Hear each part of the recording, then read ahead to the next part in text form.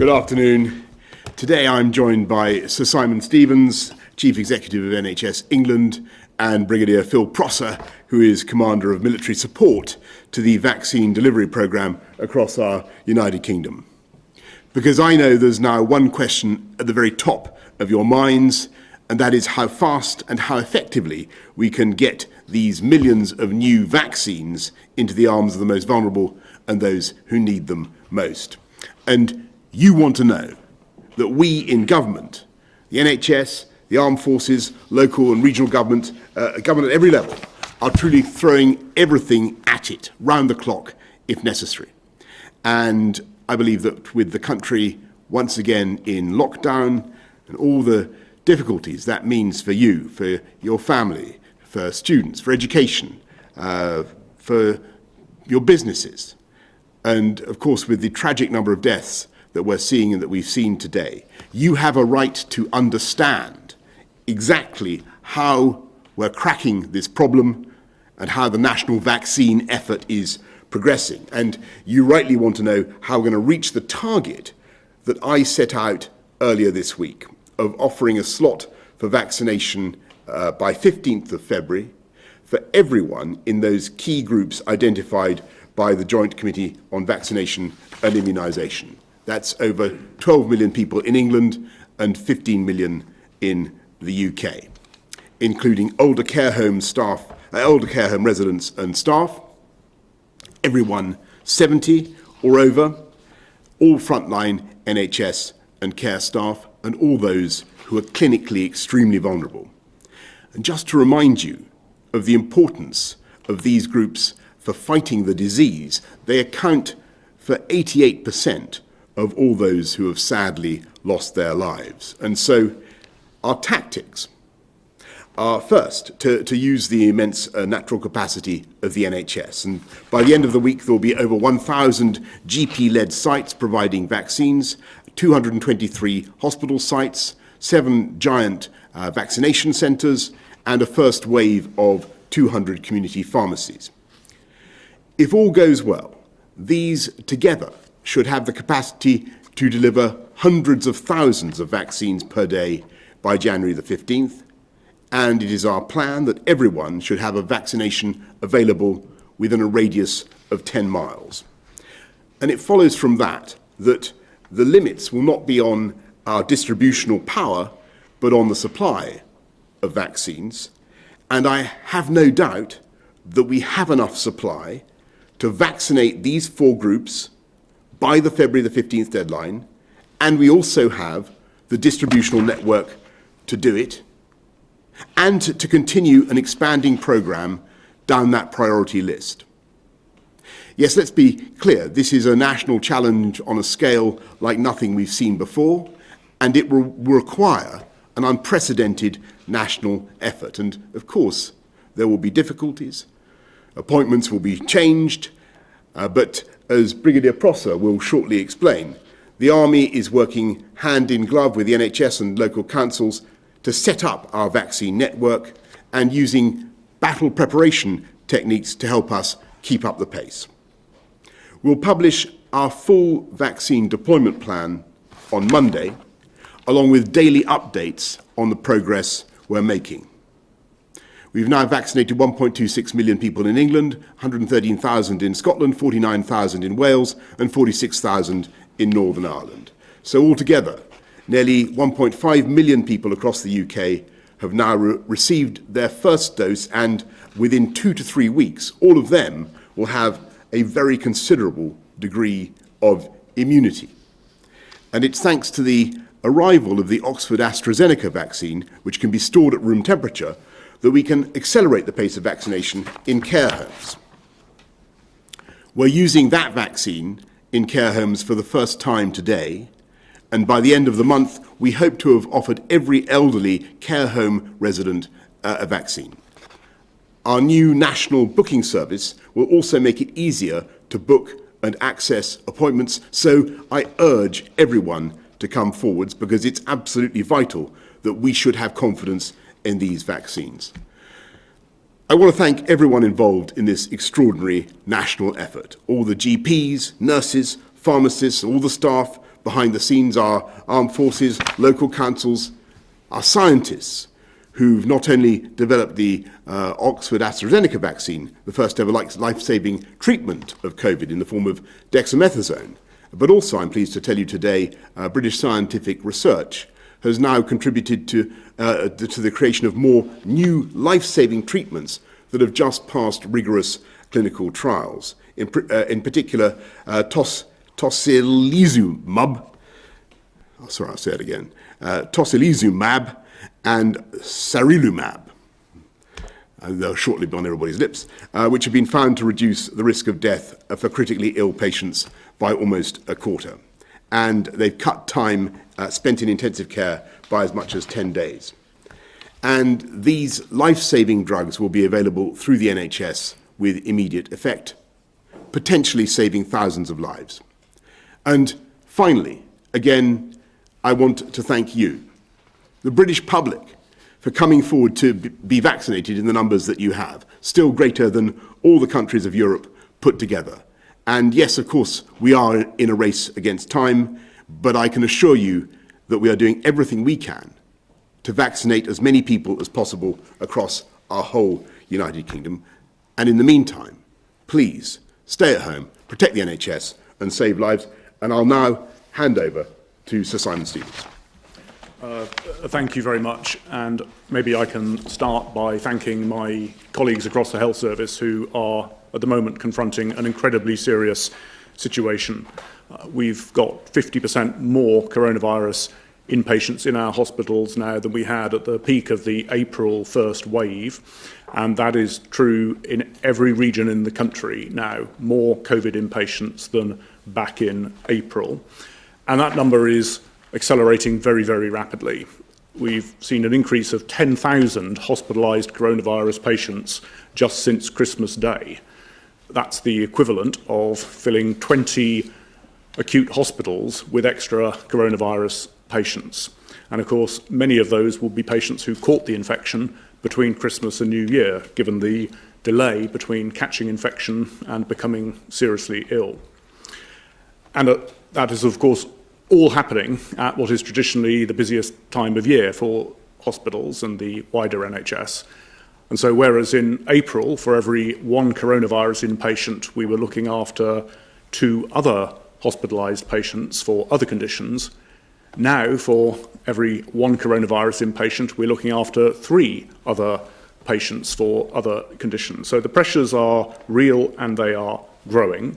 And that is why, as the Prime Minister says, I think the message from nurses, from paramedics, from intensive care staff, from GPs, from pharmacists, from everybody in the NHS is that it is vital that we do all take the steps necessary to control the growth of infection. And so there is nobody more motivated to deliver a vaccination programme speedily than the staff of the health service, because they are living day by day with the consequences, the tragic consequences for patients and for families and for colleagues of not having coronavirus under control. And so the Prime Minister has set this very challenging but hugely important goal that we are able to offer the COVID vaccine to everybody aged 70 and above, as well as patients who are clinically extremely vulnerable and the health and care staff who look after them by the 15th of February.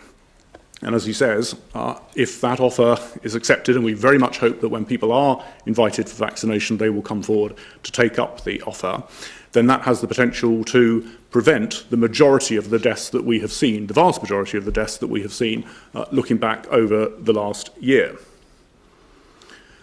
I think it's fair to say that we have made a strong start on the coronavirus vaccination programme in this country. As the Prime Minister says, 4 times more people vaccinated here than in Germany, 300 times more than in France. But there is no complacency, because frankly we need a huge acceleration if we are, over the next 5 weeks, going to vaccinate more people than we typically vaccinate over 5 months during a winter flu programme. We've got 39 days to do it, and so the plan for the next 39 days has these 3 essential components. First of all, expanding the supply of vaccines that we can administer. Secondly, more places doing the jabbing. And thirdly, the NHS expanding the number of people and the partnerships who are helping us get the job done. So on vaccine supply, as you know, on the 8th of December, we were able to provide the first COVID vaccination approved by an independent regulator here in this country to Margaret Keenan in Coventry. And during the course of January, we will have much more vaccine supply than we had in December, and during February, we will have more vaccine supply in addition to that. So assuming and providing that that vaccine supply continues to be available to us, as it looks as if it will be, then we will certainly be able to offer all the vaccination slots that the Prime Minister has described. So vaccine supply is coming online. The second part of it then, of course, is more places where the vaccine is administered. And we want to increase the number of people and places doing vaccination as supply increases day by day and week by week. And there are three ways in which people will be invited to come forward to get their vaccination. The first and the bulk of the vaccination will be through local GP practices and pharmacists together offering services to their local patients. And we've expanded the number of places from 116 across the country that were doing that in mid-December to 739 of these local vaccination services today, growing to over 1,000 by the end of next week. In addition to that, secondly, we've got hospital hubs that will be vaccinating social care and care home and NHS staff, and their numbers have expanded from 50 to 206, and that will be 223, essentially the bulk of the hospital sites across the NHS providing that service from the end of next week. And then thirdly, in addition, we are establishing these larger vaccination centres that will work 7 days a week, extended hours in sports stadia and other public venues where people will also be invited if that is more convenient for them. And what we're trying to do with these three routes is get the balance right between the efficiencies, the scale efficiencies that you get from some of these larger centres, combined with the local convenience of the options through your local GPs and over time from pharmacists as well. There's been quite a lot of discussion in the press about the interesting successes that the Israelis have been having. They have chosen to do most of their vaccination through these larger bespoke vaccination sites rather than through their local pharmacists and the local GPs. We think, given the geography of this country, actually having a mixture of those different routes will be the right answer, and we will steadily expand those number of ways in which you can get vaccinated as supply continues to increase. So firstly, expanded supply. Secondly, an increase in the number of places that are providing vaccination. And then thirdly, of course, matched by an increase in the number of people who are doing the vaccinating, many of whom will come from our partners, not just the NHS. And so we've now got over 80,000 people who are trained on these particular types of vaccinations, able to administer them, of whom 18,000 have already begun work in different contexts. The St John's Ambulance are working with us. They've identified over 20,000 volunteers who want to come and help, together with the Royal Voluntary Service and others. And in addition to that, we are unashamedly tapping into the logistics brilliance of the armed forces to ensure that the supply chain and the distribution works well alongside the usual channels that hospitals and GPs and pharmacists provide. And it's that combination then of those three parts to the plan that are what are, we think, going to give us the opportunity to make that offer to millions of people over the next 5 weeks. But at that point, let me, Prime Minister, hand over to Brigadier Prosser, who I think will describe the role that the Army are playing in supporting us in the NHS. Brigadier. Thank you, Prime Minister. So I am Brigadier Phil Prosser, and I am coordinating the military support to the government's vaccination programme. I think it's important to note that all aspects of our work have been in support of the NHS. My team are embedded with them, and in the past 8 weeks we've been working with some of the most professional, dedicated and amazing people that I have had the honour to serve alongside. We are one team. The main assistance we have provided is planning support, drawing on our extensive operational and logistic experience. We are adding to what is already an extremely high-performance team in NHS England headquarters. In my day job, I am Commander 101 Logistic Brigade, and it is my role to deliver combat supplies to UK forces in time of war. My team are used to complexity and building supply chains at speed in the most arduous and challenging conditions. The military uses 3 steps to plan and deliver complex operations. First, we analyse the situation and the mission. We then identify choices to select the best plan, and then we execute that plan at pace. In this case, the mission is to support the NHS in delivering the maximum amount of vaccine to minimise the number of infections and deaths as quickly and as safely as possible. We have worked shoulder to shoulder with the exceptional NHS team, sharing clinical and logistical analysis. The plan has many challenges which are difficult to balance. We need to make sure every one of you has equal access to the vaccine, no matter where you are in England. We need to be mobile enough to access those clinically vulnerable in care homes. The plan is reliant on Pfizer storage down to minus 75 degrees, and it must be flexible enough to allow us to adapt to changes as the situation evolves. So the plan needs to be agile. We aim to deliver vaccine as soon after it is supplied as possible, not leaving vast quantities in the warehouse. It needs to be in arms, not on shelves.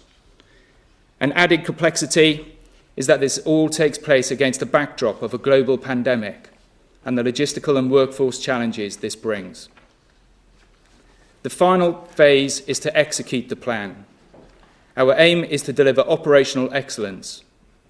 Working with the NHS, we use techniques tried and tested on previous operations in the UK and abroad to deliver command and control to the activity on the ground, ensuring performance targets are met and resources are allocated to where they are needed most. A vaccination programme of this scale has not been done before, and we are learning as we go. In the event it is required, we also have 21 vaccination quick reaction force teams made up of 6 military healthcare experts able to deploy anywhere in England at short notice. I have found this logistic operation to be unparalleled in its scale and complexity, and I say this having served on operations around the world.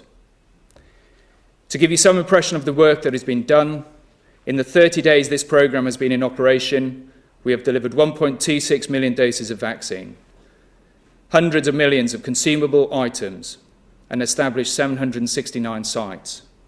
That's the equivalent to setting up a major supermarket chain in less than a month. And next week we will further increase our footprint by another 20%. I've been immensely proud to see how everyone in this programme has stepped up to deliver professional excellence when the country has needed it most. At every level, the NHS and my team have faced numerous challenges with an heroic will to succeed. It is truly a one-team approach. I'm a proud member of the Armed Forces, an organisation drawn from all communities across the UK and the Commonwealth. My team and I are honoured to be able to serve those communities and to protect our nation at home. I feel immensely proud of our collective national effort in supporting the NHS, and I truly believe we will defeat this pandemic together. Thank you. Thank you very much, Brigadier, and thank you very much, Simon. Let's go to Judith from Leeds. How can early years provision be safe if primary schools are deemed to be a vector for the spread of the virus? Is this not defeating the purpose of this lockdown? Well, thanks very much, Judith. I might ask Simon to comment on this as well, but the whole point is, of course, that we believe that schools are safe, and indeed all places of education are safe, Judith, including early years provision. It's just that we have to look at the overall budget of risk, the overall spread that schools can be involved in. But there are other very, very important reasons for wanting to keep early years provision going to help key workers, to help vital services continue during the pandemic. I hope you appreciate the distinction. Simon, anything you want to add to that? Well, no, obviously, we defer to the advice of the Chief Medical Officer and SAGE on these points. But as you say, Prime Minister, a lot of the staff of the health service do rely on having available childcare, and so doing everything we can to, while keep schools and early years education safe, nevertheless enable people to continue to come to work as a critical care nurse or as a junior doctor. That is hugely important to the NHS's effort as well. Thanks a lot. Let's go to Stephen from Sheffield. University students are being encouraged to not return to rented term time addresses and have not received anywhere near the same quality of service that they would have received if it were not for the pandemic. Can the government outline then the ways that it intends to support university students over the coming weeks? Thanks very much, Stephen. And this was a question that I've been asked repeatedly in the course of the last few days. And I think that we need to look very hard at the deal that students are getting, Stephen, and we need to see if we can, what more we can do, frankly, to support students and to help them in what has been a very, very difficult time. And of course, at the moment they're not able to go back to their universities except for a very, very few key practical courses. I know how frustrating that is, and I know the financial frustrations that entails. And I can tell you, Stephen, that we're looking at that now, and you'll be hearing more about that from the Education Secretary. Let's go to Alex Forsyth of the BBC. Many thanks. Before coming on to COVID, I'd just like to ask about the events in the US. Prime Minister, was Donald Trump responsible for inciting the crowds that stormed the Capitol? And on COVID, you've set some pretty ambitious targets for your vaccination programme. How confident are you that this time you can deliver on your promises? And how close now is the race between the vaccine and the virus?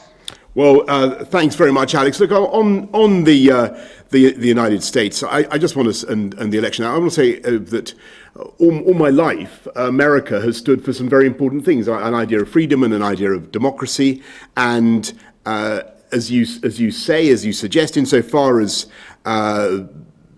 he encouraged people to storm the Capitol, and insofar as the president consistently has cast doubt on the outcome of a free and fair election, I believe that was completely wrong. I think what President Trump has been saying about that has been completely wrong, and I unreservedly condemn encouraging people to behave in the disgraceful way that they did in the Capitol.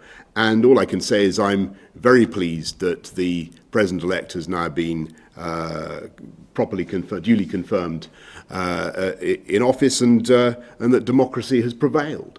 And on your second question, Alex, about where we are, well, we're going to go at it flat out. As I have said, we will do everything we possibly can to achieve this. And the purpose of this press conference today is just to give you a chance and to give the public a chance to see a little bit more of the working, a little bit more of the detail. But that's just the beginning. You'll be hearing more on Monday from Matt Hancock about the exact plan and how we are going to get to that target by the 15th of February. Those first four groups of the Joint Committee on Vaccination and Immunisation, and I think it was very important to stress what Sir Simon said, that you can make a huge difference if you reach all those groups, but we do depend on people coming forward. And I really do urge people, when you get notification, when you get a message from the NHS, from your doctor saying that you're eligible for a vaccine, please take it. Can we go to Emily Morgan of ITV? Thank you, Prime Minister. I wonder if you can tell us in the clearest possible terms why it is that GPs aren't getting regular supplies of the vaccine and why they don't know when their next delivery is going to be? Well, I will hand over to Simon to try to go into what the GPs may or may not be getting today. But to the best of my knowledge, we are rolling out supplies of both vaccines to GP surgeries, and as I said earlier just now, by the end of next week there will be roughly 1,000 GP primary care network vaccine distribution services. More than 200 hospitals will be distributing the vaccine. 7 huge vaccination centres, big vaccination centres, and 200 first wave of 200 community pharmacies. So there's a big network. The supply is being rolled out. But I think what I won't hide from you, Emily, is that, of course, in the early phases, there's going to be lumpiness and bumpiness in the distribution. And today, it may be that some GPs aren't getting the consignments that they expected. I know that other GPs, I certainly know from first-hand experience, that other GPs are doing an incredible job of getting those jabs into people's arms. But Simon, is there anything you want to say in more detail about what GPs can expect? I think that's right. I mean, look, today is the first day in which it was last night that approval was given to start using the AstraZeneca vaccine, the Oxford AstraZeneca vaccine in GP local vaccination services. And so that vaccine is being distributed today, tomorrow, the weekend to practices to get going. Look, there will be bumps along the road. This is a programme that each day will be delivering to more than 1,000 different locations, with hundreds of thousands of people getting jabbed by the time we've got that expanded supply available each day. So there will be, and you will hear in the media from those people who, where there's an issue has arisen, perfectly fair enough. What you won't hear from, of course, are the other, 98% of practices or locations where it's all working smoothly. So I think we just got to, have a sort of a sense of gathering around to get this thing done as a big team effort, rather than a sort of a poking and a prodding. And that's the spirit I know that the whole of the NHS is mobilising around. Thanks very much, Simon. Thanks, Emily. Victoria MacDonald, Channel 4. Thank you, Prime Minister. Many of the patients in hospital right now with COVID will have been infected before Christmas. Do you now regret not locking down earlier? And can I also ask, there is a lot of concern amongst NHS staff about the people out there who do not believe this is happening, that this is all fake news and that hospitals are empty. What message do you have for them? Well, Victoria, on the speed of the government's reaction, don't forget that I think we were told about the new variant and the way it was taking off on the 18th, and we went into the Tier 4 measures across a vast bulk of the country, pretty much within the next 24 hours. And on the kind of people who stand outside hospitals and say COVID is a hoax and this kind of stuff, really, I do think they need to grow up. I think you heard eloquently now from the head of NHS England, the pressure the NHS is under, and we've all got to do our bit responsibly to protect it. And for a lot of us, that means making sure, the vast majority of the country, that means making sure we stay at home and protect the NHS. For people who are getting invited to get a vaccine, go and get the jab. I would just add to that, let's just be completely straightforward about it. When people say that, it is a lie. If you sneak into a hospital in an empty corridor at 9 o'clock at night and film that particular corridor and then stick it up on social media and say, this proves the hospitals are empty, the whole thing is a hoax, you are not only responsible for potentially changing behaviour that will kill people, but it is an insult to the nurse coming home from 12 hours in critical care, having worked her guts out under the most demanding and trying of circumstances. There is nothing more demoralising than having that kind of nonsense spouted touted when it is most obviously untrue. And so actually looking at some of the reports that Channel 4 and, dare I say it, BBC, Fergus Walsh had a brilliant report last night from University College Hospitals. The same has been true for ITV, Sky. I mean, you are reporting what is actually going on. That is what people need to concentrate on. Thanks very much. Chris Smith of The Times. Thank you. So Simon, firstly, just to pick up on those rather sobering numbers you presented earlier on, and also on leaked data showing hospitals in London and in the Midlands elsewhere are on course to exceed general and critical care capacity in the next couple of weeks. Are you confident that patients for COVID and for other conditions are going to be able to receive the normal standard of care over the next month? And on vaccination, I want to pick up on the distinction being drawn in the government's vaccination pledge between offering vaccination to the 4 priority groups and actually vaccinating them. So Simon, do you have any estimates of uptake so far? And Prime Minister, can you make the additional commitment not just to offer the vaccine, but even if it means moving on to younger age group, to have actually vaccinated more than 13 million people by February the 15th?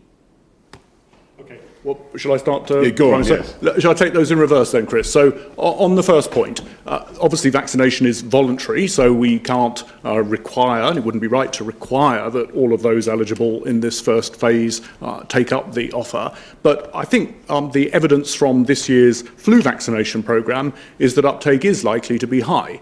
Over 80% of people aged 65 and over have taken up the flu jab this year. That's up by 10 percentage points on last year. And as I think I've previously discussed, having flu and COVID at the same time significantly increases your risk of death. So I think people have heard that message, and we're finding a very good response when people are invited to come forward that they will do so. We're not just going to let that sort of find its own level. We're also going to make sure that we are paying particular attention over the next 4 or 5 weeks to those groups who we definitely want to see come forward where there's been some targeted misinformation, including some of the minority ethnic communities across the country who are being really disgracefully targeted with nonsense about vaccination. And then if vaccine supply is such that after everybody who's come forward and wants to come forward has done so, we've still got vaccine available, then obviously we will be coming back to government and asking government and the chief medical officers for their permission to use that in other ways. We want to make sure that the vaccine supply we've got gets into people's arms. On your first point, look, I mean, the situation in London, as well as across parts of the southeast and increasingly the rest of the country, given this new variant, is very serious. I mean, we are seeing over 800 patients a day admitted to London hospitals with coronavirus. I mean, that is the equivalent of a new St Thomas's hospital full of COVID patients, fully staffed, every day, or a new University College Hospital full of coronavirus patients every day. So it is absolutely vital that the measures that are now in force do begin to have an impact on slowing and cutting the infections across London and the rest of the country. In the meantime, what hospitals are doing, as you probably know, Chris, is they are expanding their critical care into other parts of the hospital, so-called surge capacity. So we've got over 1,300 of these surge critical care beds open across the country. That is putting, obviously, great pressure on staff. That's what we will continue to do, but it is vital that the infection rate now comes under control. Chris, you ask whether we can do more than 13 million and whether we can or more than 50 million, or whether we can exceed the target, I think is what you said. And I want to stress this is a very challenging, stretching target, as I think that Simon said right at the beginning. But I think it's vital for us in government to set ourselves the most difficult possible targets that we think we can conceivably achieve, because I know that's what you in the public will want us to be doing right now. This is everybody's in lockdown. As everybody can see, the NHS is under extreme pressure already. We have to get this done as fast and as efficiently as possible. And I do believe that it is attainable. I do believe that those numbers are doable. But clearly it will be a big stretch. It will be a huge national effort. And we want to, and to be frank, we want our working and our efforts to be scrutinised and to be visible in order to give the maximum possible confidence. And that's the purpose of what I'm saying today and what we'll be saying from Monday in the coming days. Let's go to Will James of Reuters. Thank you. A question for Sir Simon first. People who had their first shot of the Pfizer vaccine, they're getting worried because they had their appointments cancelled that they're not going to get their second shot. Can you guarantee that they will get that vaccine in their arm in time, the second dose? And to the Prime Minister, you sit at the top of a pyramid of experts, scientists, analysts, advisors. You see all the information and all the forecasts, and you make your policy decisions based on that. The people don't see that information, but they want to be able to judge how bad things are going to get, and they want to be able to judge your performance, your government's performance against that target.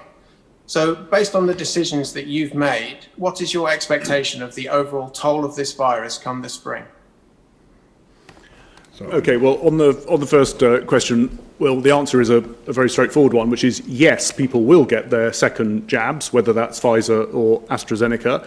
As you know, the Health Service has been asked, following the medical advice from the independent regulator, the Joint Committee on Vaccinations and Immunisations, and the Chief Medical Officers, to put the optimal gap between having your first dose and your second dose, so within 12 weeks, because the data from the Pfizer jab shows that after 12 days, you've got perhaps 90% plus of the benefit anyway. And as a result, it means that we're able to offer vaccination to many more people, twice as many people, with that Pfizer dosing over the next several weeks. And so, just to make it personal, and I haven't actually asked my mum whether she minds me saying this, but my parents are both in their 80s, neither of whom have yet been offered the jab. As a consequence of doing this, both my mum and my dad will be able to get a first dose, whereas had we not done this, it would just have been one or the other. And on your question about the overall toll, well, I can't give you that number. What I can say is it will be tragically far too high. Though every death is a tragedy, we mourn every person we lose in this pandemic. But the number will depend, of course, on how successful we are in rolling out the vaccine program. Clearly, that will be one important thing for the arguments that you've heard, because of the arguments you've heard this afternoon. But also, perhaps even more importantly, it will depend on our continued ability to work together to stop transmission. And that is why we're having to do the measures that we are at the moment. So in a sense, it depends on all of us following the guidance, protecting the NHS. That is the crucial thing. Let's go to Sophia Slay of the Evening Standard. Thank you, Prime Minister. I'd like to pick up on some of Sir Simon's comments about London hospitals, which are pretty much staring into the abyss right now. They are described as being less than 2 weeks from being overwhelmed, even under the best case scenario. Why wasn't more done to stop us ending up here? And what are you doing right now to help the capital's hospitals? And my second question is for all of you, really. When the vaccine was announced last year, many people expected that they would soon be able to hug their elderly relatives again, and that care homes would be able to open their doors within weeks. Can you really spell out for us what the reality of the position is now? How long before grandma can be hugged? How long before care homes can let residents have a day out with their families? Okay, well, on your first point, Sophia, the 4 chief medical officers for England and Wales and Scotland and Northern Ireland, they said on Monday that given the rising infections, particularly this new variant, quote, without further action, there is a material risk of the NHS in several areas being overwhelmed in the next 21 days, close quotes. That's why the risk level was raised, if you like. And we clearly are seeing that in London, which is why the London hospitals are expanding the number of beds they've got available. They're making use of the independent sector. The London NHS intends to open the London Nightingale next week, which also, by the way, will be being used as one of our large vaccination centres so that Londoners have the option of being vaccinated there. So I think there's no doubt that hospitals and indeed GPs, the London Ambulance Service, the entirety of the health service in London is mobilising to do everything it possibly can. But the infections, the rate of growth in admissions, that is what collectively the country's got to get under control. Sophia, just on the way ahead, I really want to repeat what I've been saying over the last couple of days, because there are lots of conditionals for the February 15th deadline. If the vaccine programme goes ahead at the speed that we've all been talking about this afternoon, if there are no new variants that we uncover that mean we have to change our plans again, if the vaccine remains efficacious, and we've got no reasons to think that the vaccines are not efficacious at the moment, then I really do think that by February the 15th there will be the chance, I hope very much there will be the chance to look at some relaxations of restrictions. And as I've said, schools will certainly be the priority that we want to address. And to repeat, I do think that things will be, as the Chris Whitty and others have said, I do think things will be much better by the spring. By April, things will be very different. But all that depends on the rollout of the vaccine programme, which we've discussed, and you'll be hearing a lot more about, but above all, on our continued willingness to come together, protect the NHS, stay at home, and save lives. Thank you all very much.